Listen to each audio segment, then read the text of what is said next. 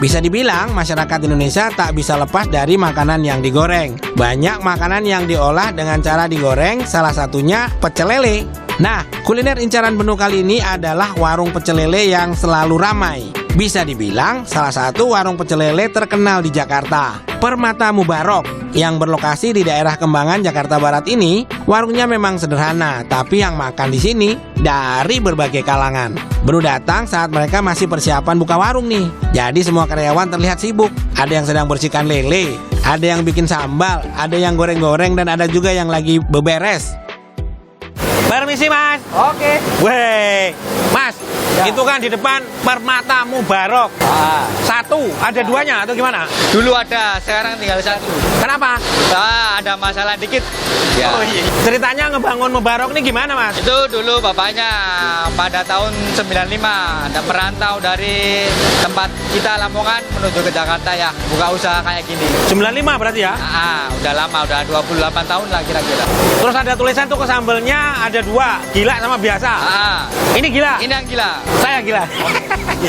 Ini yang biasa. Oh biasa. Loh kalau ini? Ini baru eksperimen. Oh eksperimen. Sambal rujak timun namanya. Wih mantep ya. Mas kalau isian itunya apa aja? Menunya? Oke. Ada ini ayam, lele, bebek. Oh ada bebek juga? Ada juga. Mantap. Sama kulit, usus, ada ampela sama tahu tempe. Baiklah mas, kalau gitu aku pesan ya. Ya. Yang komplit. Oke. Sip, matur suwun. Lele, ayam, bebek, dan aneka lauk di panci-panci besar ini akan digoreng lagi saat ada pesanan. Nasinya ada pilihan nasi putih dan nasi uduk. Untuk sambalnya ada 3 pilihan, yaitu sambal tomat, sambal gila, dan sambal rujak timun. Bagi pencinta pedas, sambal gilanya ini jos banget food lover. Terbuat dari cabai rawit dan bawang merah yang digoreng dan ditambahkan daun kemangi untuk menambah aroma. Tak lupa terakhir disiram minyak goreng panas. Kalau sambal rujak timunnya terbuat dari ulekan sambal yang dicampur dengan serutan mangga muda dan potongan timun. Pedas, asam sekaligus segar. Wah, ada cangkingannya, mantap ya. Ya sudah mas. Wah ini yang luar biasa, yang gila. Ya. Secakap ya cangkingannya ya. Nasi uduk, oke. Sambal yang Oh sambal baru, anyar. nasi biasa. Nasi biasa, oke. Jengkol goreng gratis. Nah ini gratis. Berarti gratis barang 5 lagi lah. Iya. Iso ae. Iya, matur suwun Mas. Makasih ya. Oke, food lover. Ternyata kol gorengnya gratis. Mau tahu gitu mesennya 1 gerobak ya. Iya. Ini komplit banget ya. Nasinya ada 2, sambalnya ada 3. Ini sambal trial nih yang baru 6 bulanan. Wah, ini favorit menu kalau ngelihat dari ada timunnya ya.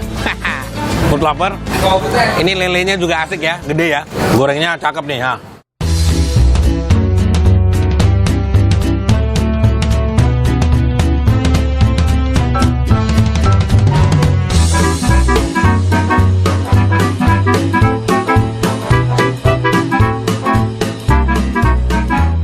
Kita coba yang gratis dulu ya.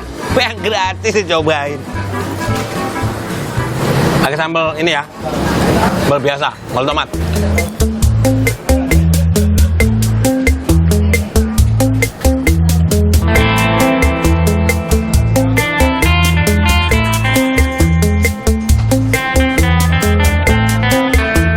Food lover.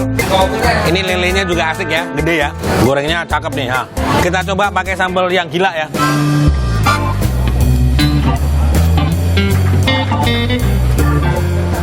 Nah, ngomongin soal sambal gila ini memang dia kan cabenya digoreng gitu, terus dicampur sama bawang putih, pakai kemangi. Jadi dia ada wangi-wanginya, sedap banget ya. Sedap banget. Mumtaz. Waduh, ini pedas banget guys. Jadi kalau nggak pengen gila jangan nyobain ya. Nasinya memang favorit di sini nasi uduk guys. Mumtaz. Ini sambal baru katanya sambal apa? Timun apa? Ini trial ya.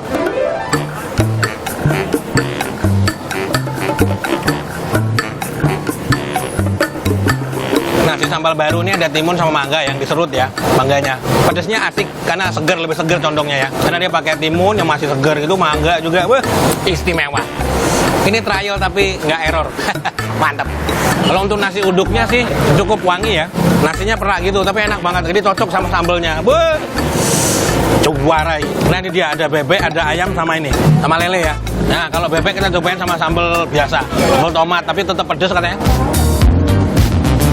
Tetap pedes.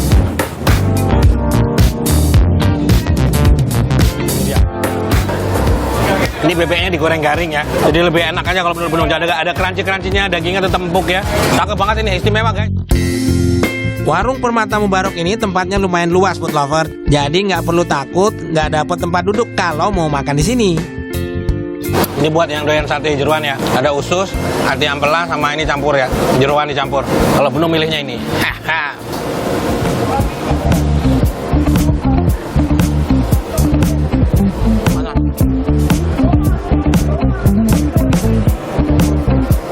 Kita cobain ayamnya ya.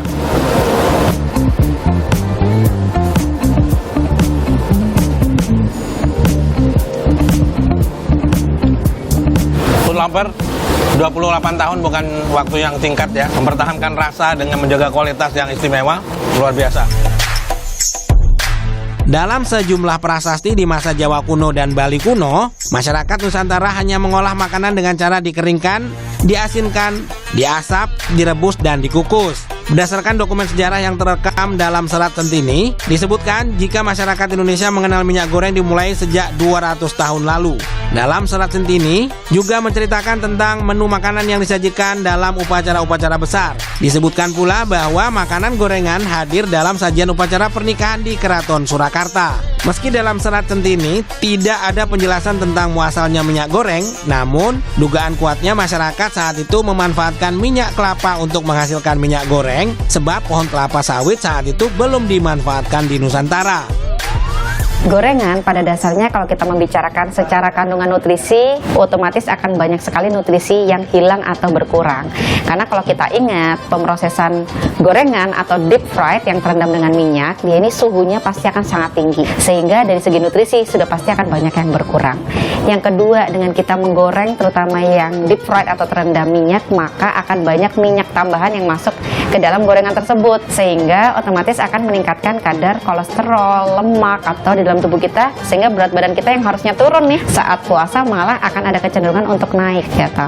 Kemudian yang ketiga, ya otomatis kalau misalkan gorengan ini apalagi dengan minyak yang berulang-ulang, lemak jenuh yang tinggi, lemak trans yang tinggi, salah satu resiko terhadap berbagai penyakit akan meningkat. Salah satunya adalah resiko terhadap penyakit kanker atau penyakit yang berhubungan dengan lemak ya, jantung, stroke, dan lain-lain. Sebetulnya untuk gorengan kita bisa mengubah prosesnya. Salah satunya dibanding kita memilih gorengan dalam bentuk deep fried, kita boleh memilih yang tipikalnya pan fried. Jadi kita goreng di permukaan luarnya saja sehingga mengurangi minyaknya. Nah, ini boleh dipertimbangkan untuk saat puasa gitu ya.